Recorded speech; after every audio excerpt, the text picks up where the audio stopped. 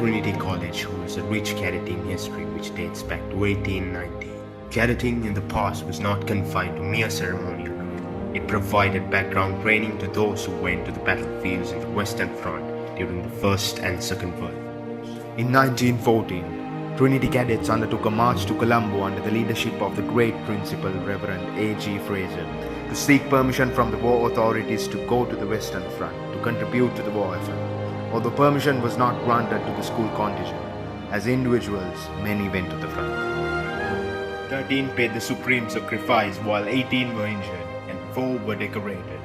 The 4 decorated Trinitians were General Ajit Rudra, Sir Richard Dalvigare, Albert Halangwood, and Riper.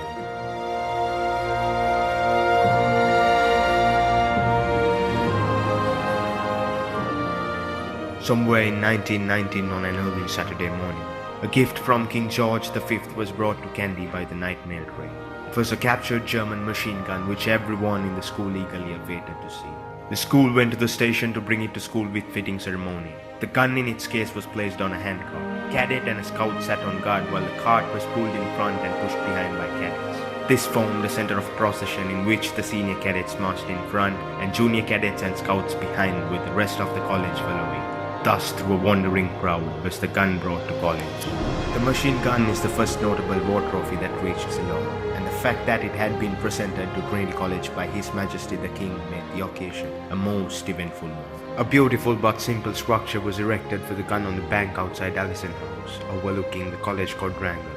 The base of the structure consists of roughly hewn blocks of gneissic rock obtained from Muskeria, raising to a height of 3 feet to the first level, and then 2 similar platforms of smooth stone, on the top of which the gun was to be placed.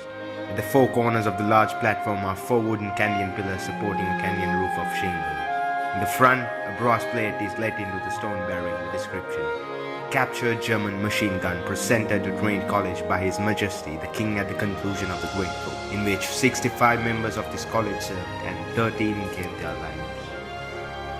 The machine gun is a machine unveiled, or MG8.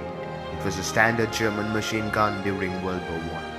The MG8 had been captured from an enemy camp during Victory March. 100 years ago, on the 16th of October 1990, the machine gun was unveiled by His Excellency the Governor, Sir William Henry Manny, on behalf of King George V. In his speech, the Governor lionized the college. To me, Trinity College has a record and a roll of honor, of which it may be justly proud. I find that 65 masters, men and boys, gave their services overseas during the war, and of these 65, there were no fewer than 33 casualties, 13 killed, 18 wounded, and 2 taken prisoner by the Germans. Now that is 50% of the number that proceeded to the battlefront. It is a record, I repeat again, of which Trinity College may well be proud of. A record, I'm sure you will agree with me, which any battalion, any regiment, any unit of His Majesty's service would be proud of.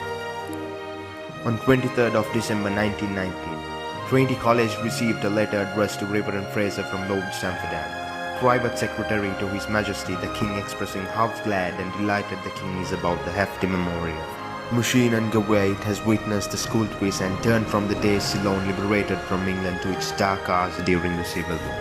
The gun keeps in our minds that Trinitians rise up to the situation no matter how hazardous it may be.